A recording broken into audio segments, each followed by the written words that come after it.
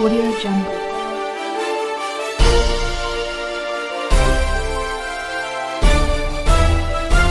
Audio Jungle. Assalamualaikum warahmatullahi wabarakatuh. Indonesia sejak dulu sudah terkenal sebagai negara agraris terbesar di dunia.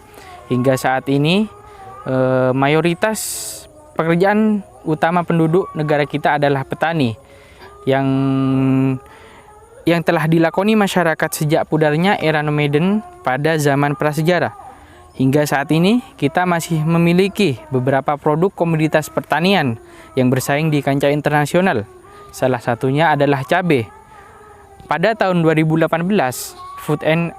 Food and Agriculture Organization atau FAO menetapkan data negara penghasil cabai terbesar di dunia, dan di Indonesia berada di posisi keempat dengan produksi cabai sebanyak 2.542.358 ton. Nah, pada kesempatan kali ini kami akan menjabarkan proses pembudidayaan tanaman cabai rawit mulai dari proses bercocok tanam, perawatan hingga pemasaran. Barangkali ada Anda pemirsa yang mencoba untuk membudidayakan tanaman cabai rawit di rumah, boleh menggunakan cara kami yang kami bagikan, karena cara menanam cabai ini tidak begitu sulit diterapkan. Cabai rawit ini memang sangat cocok ditanam di daerah tropis, terutama di Indonesia. Apalagi dengan banyaknya orang Indonesia yang gemar menggunakan cabai rawit untuk makanan. Tentunya menanam cabai rawit bisa jadi keuntungan sendiri. Cabai rawit yang dibudidayakan di Indonesia sangat beragam. Budidaya cabai rawit relatif lebih rendah risikonya dibandingkan cabai merah. Tanaman ini lebih tahan serangan hama. Namun, hama yang menyerang cabai merah bisa juga menyerang cabai rawit. Untuk hasil yang melimpah, pemirsa perlu mengikuti beberapa langkah dan perawatan yang tepat agar tanaman berbuah lebat. Persiapkan lahan, benih, dan perawatan dengan baik hingga panen. Terdapat beberapa langkah yang sangat penting dalam pembudidayaan tanaman cabai rawit, yaitu pengolahan lahan, yang kedua penanaman, dan yang ketiga pemeliharaan secara berkala. Hal-hal tersebut sangat penting untuk mendapatkan produk cabai rawit yang berkualitas tinggi hingga dapat menghasilkan keuntungan yang dapat memenuhi ekspektasi para pemirsa. Langkah pertama adalah pengolahan lahan, yang tahapannya berupa 1. Land clearing, yang artinya adalah pembersihan lahan. Proses ini memerlukan cukup banyak tenaga jika lahan yang dibersihkan adalah lahan yang cukup luas. Namun alat yang digunakan dapat berupa alat-alat sederhana seperti cangkul, parang, sabit, dan lain sebagainya. Yang kedua adalah penggaruan tanah. Teknik ini hampir sama dengan land clearing, namun tujuan utamanya adalah untuk menghancurkan gumpalan-gumpalan tanah yang keras pada lahan. Yang ketiga adalah pemupukan. Tujuan pemupukan ini adalah agar unsur hara di dalam tanah tersebut lebih subur. Nah, jika dilakukan pemupukan lebih awal, maka hal tersebut dapat merangsang perkembangan akar semakin dalam. Yang keempat adalah pembajakan. Cara ini bisa Anda lakukan setelah turun hujan maupun pada saat sebelum hujan.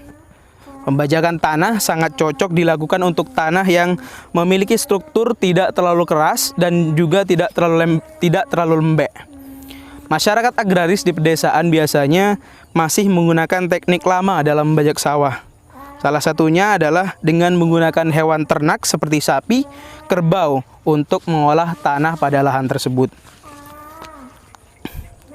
Yang kedua adalah proses penanaman cabai rawit. Dalam proses ini ada beberapa tahapan yang sangat penting untuk dilaksanakan oleh para pemirsa sekalian. Yang pertama adalah penyemaian benih cabai. Alangkah baiknya benih yang digunakan adalah benih unggul. Cirinya cabai masih dalam keadaan segar tanpa cacat sedikit pun. Kemudian benih tersebut dikeringkan terlebih dahulu, barulah dilakukan penyemaian. Ada dua cara dalam menyemai biji cabai, yaitu dengan media polybag atau dengan media bedengan. Tetapi kebanyakan petani lebih memilih sistem bedengan pada sebidang tanah gembur. Proses penyemaian ini biasanya memakan waktu 10 hingga 15 hari. Tahapan selanjutnya adalah penanaman bibit cabai. Masa tanam terbaik adalah saat curah hujan tidak terlalu banyak atau saat musim kemarau, karena curah hujan tinggi dapat membuat tanaman cepat mudah mati dan busuk. Berikut adalah langkah tanam bibit cabai yang mudah Anda ikuti. Langkah yang pertama, ambil bibit dengan kondisi yang baik dan siap tanam. Kemudian, masukkan bibit dalam tanah dengan menusukkan jari telunjuk dan sejajarkan dengan akar. Anda juga bisa menambahkan penutup tanaman untuk mengurangi penguapan lahan tanam. Terakhir, sebagai langkah lanjutan adalah perawatan cabai. Penyiraman sangat diperlukan saat musim kemarau, yaitu dengan cara penggenangan yang dilakukan setiap 2 minggu sekali. Rajinlah memeriksa tanaman baru selama 2 minggu. Jika ada yang rusak, segera ganti dengan yang baru. Tanaman cabai butuh penopang untuk tumbuh. Untuk itu, tancapkan tongkat bambu dengan jarak minimal 4 cm dari pangkal batang. Pemasangan pangkal dapat dimulai pada hari ke-7 sejak masa tanam. Setelah tanaman berusia di atas 1 bulan, Anda dapat mengikatkan cabai pada pangkal batang. Hal yang juga sangat penting dalam perawatan atau pemeliharaan tanaman cabai secara berkala adalah pemupukan. Pemupukan susulan dilakukan setiap 2 minggu sekali dengan cara memberikan langsung pada setiap pinggiran tanaman. Pemupukan paling praktis adalah dengan menggunakan pupuk organik cair atau dapat Anda tambahkan dengan NPK dalam larutan tersebut. Jika tidak, Anda dapat mencampur pupuk kandang atau pupuk kompos dengan TSP atau urea. Selain pemberian pupuk, sesekali Anda perlu melakukan penyiangan gulma dan tanaman liar. Pengendalian hama dan penyakit dalam budidaya cabai cukup vital dan penting karena beberapa panen gagal disebabkan serangan hama dan penyakit. Nah, di samping perawatan cabai, menyiram dan memupuk pada tanaman cabai, hal yang harus diperhatikan dalam pembudidayaan tanaman cabai ialah pengendalian hama. Suatu tanaman tidak akan terlepas dari adanya hama ataupun penyakit. Kali ini saya akan menyampaikan cara pengendalian hama secara biologis. Cara ini yang biasanya dilakukan oleh para petani untuk mengurangi penggunaan bahan kimiawi. Pertama, pada tanaman cabai, tentunya hama yang kita ketahui ialah lalat buah. Pengendalian lalat buah secara biologi dapat dilakukan dengan cara menghasilkan lalat buah jantan mandul.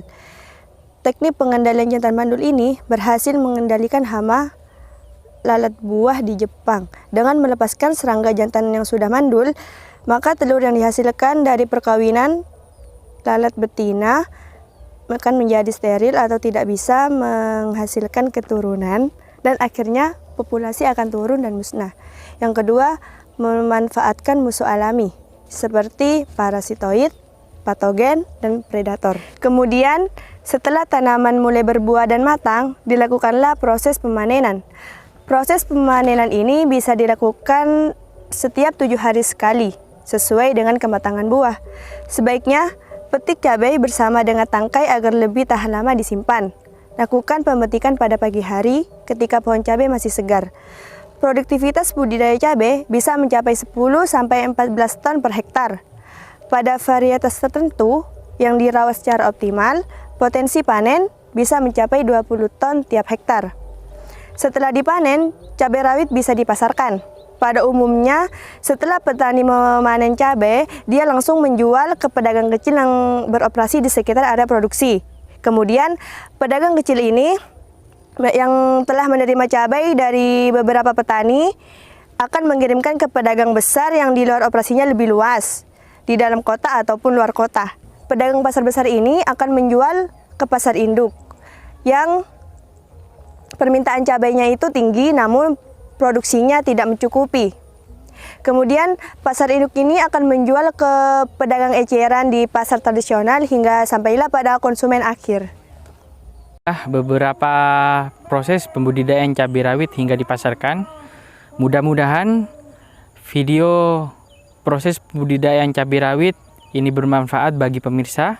Terima kasih atas waktunya. Saya M. Firmansyah. Wassalamualaikum warahmatullahi wabarakatuh.